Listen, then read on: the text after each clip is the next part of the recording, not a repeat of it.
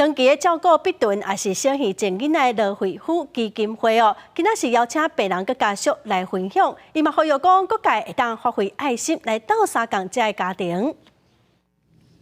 甲顶个月拄则动手术的查某囝冒条条，菲菲妈妈虽然心内真欢喜，但我也真担心。照顾这种必顿的囡仔责任真大。好佳在有罗惠夫、罗源基金会斗相共，阿母两个人慢慢学晓安怎照顾。我也重新在学习，因为最近我也不太会喂女儿喝奶啦，都是妈妈在喂，她很辛苦。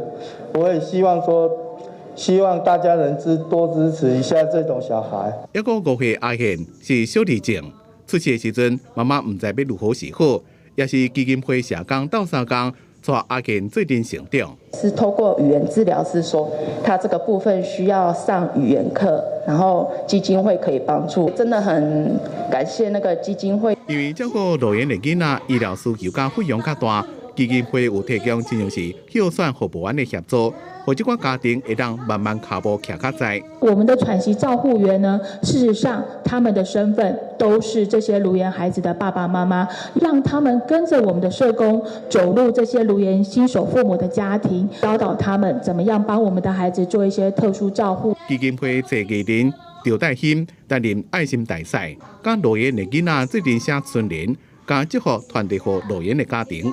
基金会也希望各界会当发挥爱心，做一寡家庭的后盾。记者综合报道。